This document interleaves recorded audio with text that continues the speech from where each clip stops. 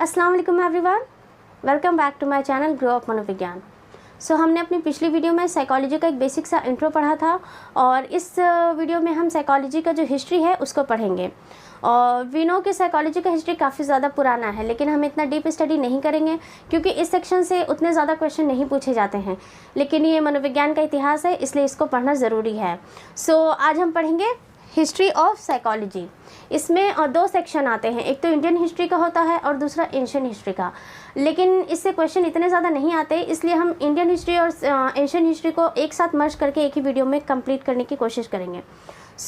बात करें अगर एशियन हिस्ट्री की, तो एशियन हिस्ट्री की जो शुरुआत थी वो 60 और 70 सेंचुरी से मानी जाती है, जब साइकोलॉजी को फ़िलॉसफी के एक ब्रांच में पढ़ाया जाता था। फ़िलॉसफी और साइकोलॉजी लगभग एक जैसे कॉन्सेप्ट थे, क्योंकि फ़िलॉसफी में भी जो आपकी एग्जिस्टेंस होती है, किसी ह्यूमन बीइंग की जो एग्जिस्टेंस थी कि पहले ह्यूमन को रखना है, उसको पहले सुनना है, उसकी जो थिंकिंग है, उसकी जो परसेप्शन है, उसकी जो नॉलेज है, उसको पहले देखना है कि वो किस तरह से उसका एक प्रेजेंस ऑफ माइंड है, वो चीज़ों को कैसे देखता है और क्यों देखता है, उसका ह्यूमन नेचर जो है उसका स्टडी किया जाता था। जस्ट लाइक साइकोलॉजी में भी एग्जिस्टेंस साइकोलॉजी की अगर बात करें तो उसमें भी ह्यूमन को सबसे पहले रखा जाता था, उसके बाद जो अदर थिंग्स आती थी या जो उससे रिलेटेड चीज़ें आती थी उसको बाद में देखा जाता था। तो बहुत सारी ऐसी थेरेपीज़ अभी भी होती हैं, जब अगर कुछ ऐसा किसी को ट्रीटमेंट दिया जाता है या थेरेपीज़ अगर चलाई जाती है तो ह्यूमन के एग्जिस्टेंस को नज़र में रख करके उसको सबसे पहले सुनना। अगर काउंसलिंग होती है तो उस पर्सन को सुनना, बस जो वो कह रहा है, चाहे जिस तरह की वो रिलेवेंट हो, इररिलेवेंट हो, जैसी भी बातें हो, उसको सुनना और बस उसको सुनना, ये एहसास दिलाना कि मैं आपके साथ हूँ और मैं आपकी बातों को समझ रहा हूँ, सुन रहा हूँ। तो ये जो एग्जिस्टेंस वाली जो बात आती थी वो फ़िलॉसफी और साइकोलॉजी दोनों में कॉन्सेप्ट काफ़ी ज़्यादा सिमिलर थे, इसलिए उस वक्त जो साइकोलॉजी था वो फ़िलॉसफी का पार्ट हुआ करता था। लेकिन कितने ऐसे बिग फ़िलॉसफर्स हैं उस टाइम के, लाइक एरिस्टोटल, डार्विन, रेने, प्लेटो, इन्होंने कहा कि जो साइकोलॉजी है उसको एक अलग ब्रांच में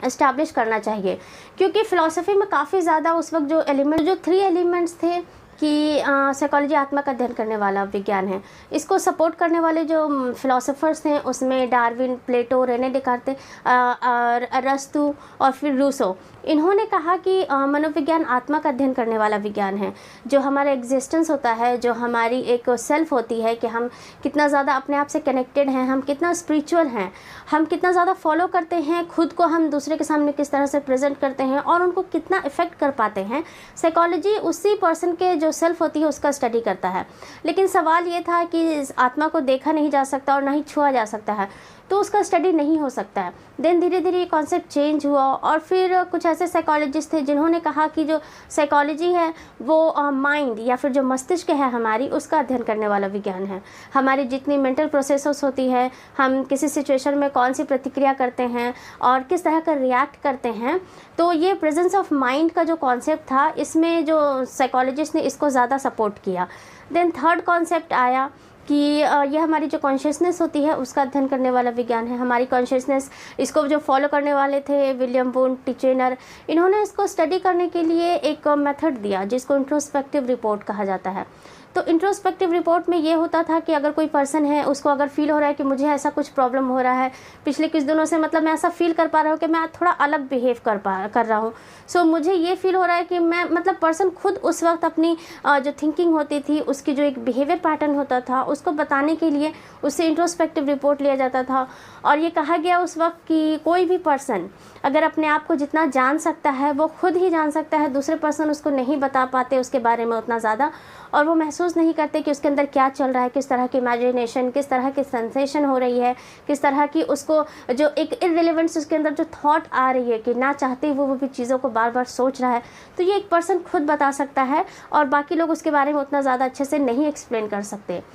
इंट्रोस्पेक्टिव रिपोर्ट और ये जो मेथड था काफ़ी दिनों तक चला, लेकिन फिर प्रॉब्लम ये होने लगी कि ऐसे कई पर्सन हैं जो इतने अब कैपेबल नहीं हैं या उनमें इतनी एबिलिटी नहीं है कि वो अपनी जो फीलिंग्स है, इमोशंस है, सेंसेशंस है, उसको सही से बता पाए। इवन वो लोग जो मेंटल डिसेबल हैं या फिर जो ऐसे बच्चे हैं, जो छोटे बच्चे, वो भी अपनी फीलिंग्स को दूसरों से जल्दी शेयर नहीं करना चाहते, तो फिर उनका इंट्रोस्पेक्टिव रिपोर्ट कैसे लिया जाएगा और कैसे उनको एग्जामिन किया जाएगा। इसलिए ये भी धीरे धीरे जो कॉन्सेप्ट था ख़त्म होने लगा। एंड द लास्ट कॉन्सेप्ट जो आया वो था बिहेवियरिज्म का।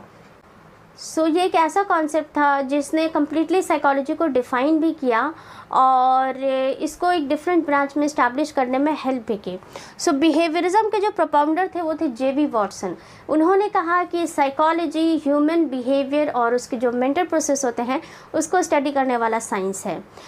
ये एक सिस्टमैटिक वे में ह्यूमन बिहेवियर का स्टडी करता है, उसके जो मेंटल प्रोसेस होते हैं उसको देखता है, उसका स्टडी करता है और उससे रिलेटेड जितने जो चीज़ें होती हैं उसको रिकॉर्ड करता है, उसको ऑब्जर्व करता है। इसके लिए उन्होंने एक मेथड दिया जिसको ऑब्जर्वेशन मेथड कहा जाता है। इसमें एक पर्सन द्वारा किसी दूसरे पर्सन जो उससे ज़्यादा कैपेबल हो उसके थ्रू उसके बिहेवियर का जो परसीव करना, उसको ऑब्जर्व करना या फिर नोट डाउन करना, उसको रिकॉर्ड करना किया जाता था और इस तरह से उस पर्सन में जो भी चेंजेस आते थे उसको जानना कि किस तरह की सिचुएशन में वो कैसा बिहेवियर कर रहा है, वो उस पर्टिकुलर सिचुएशन के अकॉर्डिंग है या नहीं है, कितना रिलेवेंट है या कितना इररिलेवेंट है। इन चीज़ों को पता लगाने के बाद फिर उस पर्सन के बारे में ये देखा जाता था कि वो एक्चुअल में वो किस चीज़ से सफ़र कर रहा है या ऐसी कौन सी प्रॉब्लम है, कौन सा ऐसा डिज़ॉर्डर है जो उसकी लाइफ को इफ़ेक्ट कर रहा है। सो ये कॉन्सेप्ट काफ़ी ज़्यादा अच्छा था और एट प्रेजेंट टाइम इसमें काफ़ी ज़्यादा रिसर्चर्स होते हैं और इस चीज़ को देखा जाता है और ये एक ऐसी चीज़ है जो अभी तक एट प्रेजेंट टाइम पे हम इसको पढ़ते भी हैं और फॉलो भी करते हैं बिहेवियरिज्म को। सो अगर एंशिएंट हिस्ट्री की तो बेसिकली उस टाइम पर उसको 2 पार्ट्स में डिवाइड करके पढ़ा जाता था या फिर 2 पार्ट्स में डिवाइड करके देखा जाता था। जो पहला था साइंटिफिक एज और दूसरा था प्री साइंटिफिक एज। तो प्री साइंटिफिक एज में साइकोलॉजी को मनोविज्ञान की तरह नहीं बल्कि एक अलौकिक शक्तियों की तरह देखा जाता था। अगर उस टाइम पर किसी पेशेंट को या किसी पर्सन को कोई ऐसी प्रॉब्लम होती थी लाइक अगर सिज़ोफ्रेनिया का कोई पेशेंट है, वो दीवारों से बातें कर रहा है, अपने आप हंस रहा है या फिर जो चीज़ें नहीं है सामने, जो प्रेजेंट नहीं है उसको वो महसूस कर पा रहा है या फिर जो इल्यूज़न है, हेल्यूसिनेशन है, अगर उसको किसी तरह का ऐसा बिहेवियर वो दिखाता था तो लोग समझते थे कि इस पर किसी तरह की शक्ति का साया है जो उससे ये सब करवा रहा है और देन उसका इलाज भी उसी तरह से किया जाता था, उसको मारना पीटना, जस्ट उसको इतना ज़्यादा फिजिकल पेन देना कि वो ये बिहेवियर करना छोड़ दे और फिर दोबारा उस पैटर्न को ना दोहराए। लेकिन ये पॉसिबल ही नहीं था क्योंकि जब वो प्रॉब्लम मेंटल थी तो फिज़िकल पेन के द्वारा उसको कैसे सही किया जा सकता था। सो ऐसे फ़िलोसोफर्स थे उस वक्त के, उन्होंने लोगों को समझाने की कोशिश की और ये बताने की कोशिश की कि हर चीज़ को आप अलौकिक शक्तियों से नहीं जोड़ सकते क्योंकि ये प्रॉब्लम्स ऐसी है जो ह्यूमन की जो ब्रेन होती है उसमें डिसफंक्शन की वजह से होता है। ये किसी तरह की अलौकिक शक्तियों का काम नहीं है कि कोई पर्सन अगर उस तरह का बिहेवियर कर रहा है तो कोई ऐसी शक्ति है जो उसे करवा रही है, बल्कि ये उसका एक मेंटल डिसफंक्शन है जो ये बिहेवियर शो करने के लिए उसको प्रेशराइज करता है और पर्सन ना चाहते हुए भी इस तरह का एक एंटी सोशल बिहेवियर कहें या फिर एक इररिलेवेंट बिहेवियर पैटर्न जो है वो अपना लेता है। तो उस वक्त काफ़ी ज़्यादा साइंटिफिक वे में इसको देखा जाने लगा। धीरे धीरे इसमें रिसर्चेस हुए, लोगों को ये बताया जाने लगा कि हर चीज़ को आप फिज़िकल पेन दे करके नहीं ठीक किया कर सकते, उनका एक प्रॉपर इलाज अगर करना है तो उसको मतलब किसी डॉक्टर को दिखाना होगा या फिर किसी ऐसी जगह पर ले जाना होगा जहाँ पर इस तरह की चीज़ों का इलाज होता है। साइंटिफिक एज का जो टाइम था और उस वक्त जिस तरह के जो पैटर्न अपनाए जाते थे लोगों का इलाज करने के लिए या जो मेंटल डिसऑर्डर से अफेक्टेड हैं उनको ठीक करने के लिए, वो काफ़ी ज़्यादा पेनफुल था और उतना अफेक्टिव भी नहीं था और ना ही इतना यूज़फुल था। बस वो एक तरह से मेंटल टॉर्चर या फिज़िकल टॉर्चर की तरह था जो बीमार लोगों को और ज़्यादा बीमार कर देता था और एक प्रॉपर इलाज उनको कभी नहीं मिल पाता था उस टाइम। बेसिकली जो साइकोलॉजिस्ट थे उन्होंने 4 तरह के थॉट्स दिए। पहला था शारीरिक बनावट, जो कॉन्स्टिट्यूशनल फैक्टर होते हैं कि हर पर्सन की अपनी एक शारीरिक बनावट होती है और वो उसी तरह से फिर उसकी वो जो पर्सनैलिटी है उसको देखा जाता है। तो इसमें ये कहा गया कि जो शारीरिक बनावट है उसके बेसिस पर आप बिहेवियर को एक्सप्लेन कर सकते हैं। सो इसमें सबसे पहले हिपोक्रेटस ने अपना एक थॉट दिया जिसमें उन्होंने 4 तरह के फ्लूइड्स या फिर कहें कि हार्मोन्स के बारे में बताया जो yellow bile, black bile, blood और फ्लेग्म थे।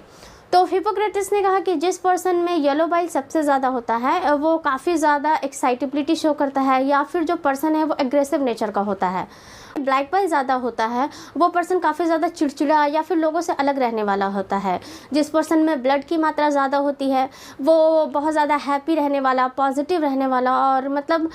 अच्छे हर जगह खुश रहने वाला व्यक्ति होता है। देन लास्ट था फ्लेग्म। अगर फ्लेग्म किसी पर्सन में सबसे ज़्यादा पाया जाता है, तीनों हार्मोन्स की, चारों हार्मोन में अगर फ्लेग्म किसी में ज़्यादा पाया जाता है तो वो पर्सन आलसी या फिर सुस्त रहने वाला जो पर्सन होता है वो उस नेचर का होता है। उस वक्त हिपोक्रेटस ने शारीरिक मतलब बनावट के आधार पर जो पर्सनालिटी थी उसको बताने की कोशिश की। और जो सेकंड था वो था मन शरीर समस्या, मीन्स कि माइंड और बॉडी जो प्रॉब्लम होता है इन दोनों के बीच में वो किस तरह से होता है। तो कई ऐसे साइकोलॉजिस्ट हैं जिन्होंने कहा कि हमारा जो माइंड है और हमारी जो बॉडी है दोनों एक दूसरे से इंटरकनेक्टेड भी है और दोनों एक दूसरे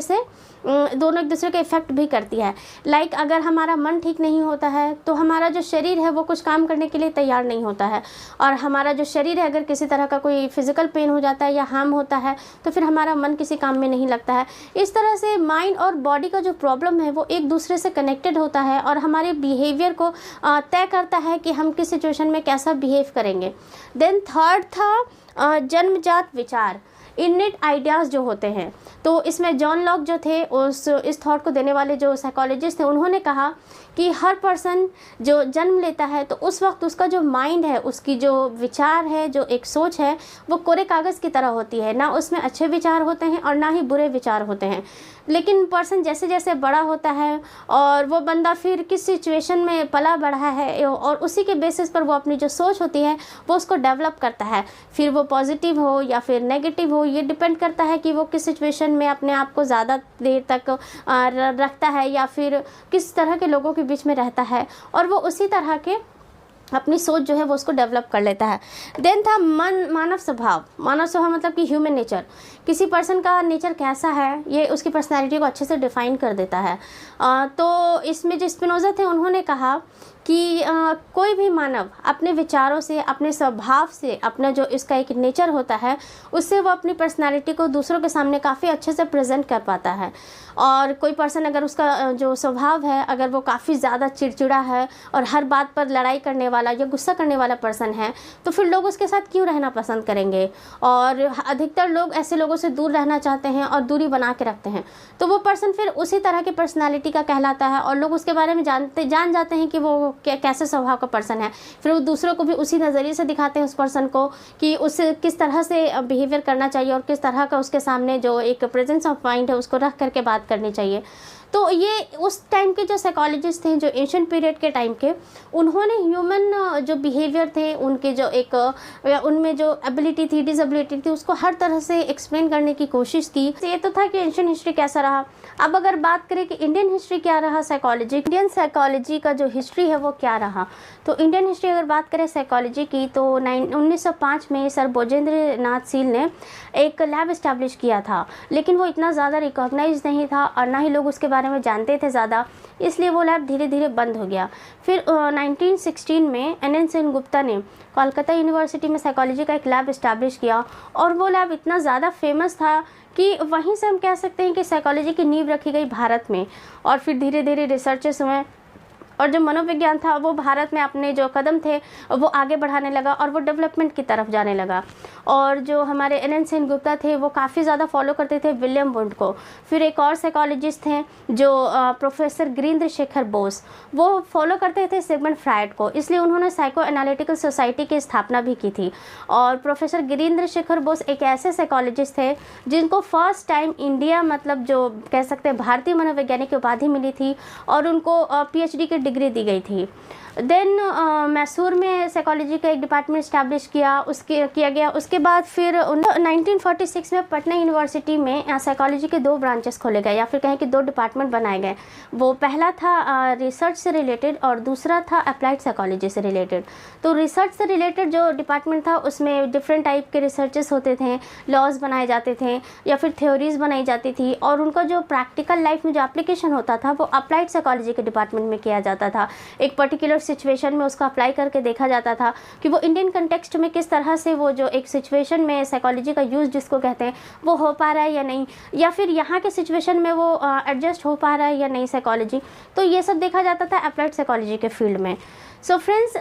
जो साइकोलॉजी की हिस्ट्री रही वो आई होप कि आपको समझ में आई होगी कि किस तरह से एंशिएंट हिस्ट्री से लेकर फिर वो इंडियन हिस्ट्री की तरफ बढ़ी और मनोविज्ञान फिर धीरे धीरे भारत में भी पढ़ा जाने लगा और अब खैर काफ़ी ज़्यादा डेवलपमेंट हो चुका है इंडिया में साइकोलॉजी का। और यही कारण है कि जब से एनटीए ने एग्ज़ाम लेना शुरू किया मनोविज्ञान का, तब से उसने कई सारे ऐसे जो सिलेबस थे वो ऐड कर दिए, सिलेबस चेंज भी किया और नए नए लॉजिक्स को साइकोलॉजी के पेपर में ऐड किया, जिसको इंडियन लॉजिक कहा जाता है, जिसमें योगा, बुद्धिज़्म, सूफिज़्म या फिर जो गीता वगैरह की जो एक मतलब पुरानी जो थॉट्स हैं उन सबको जोड़ करके साइकोलॉजी से देखा जाता है। हर पर्सन की अपनी एक इंडिविजुअलिटी होती है, जो एक यूनिकनेस होती है, उसको समझा जा सके और पर्सन को सबसे पहले आगे रखा जा सके, उसके बाद जो उससे जुड़ी चीज़ें हैं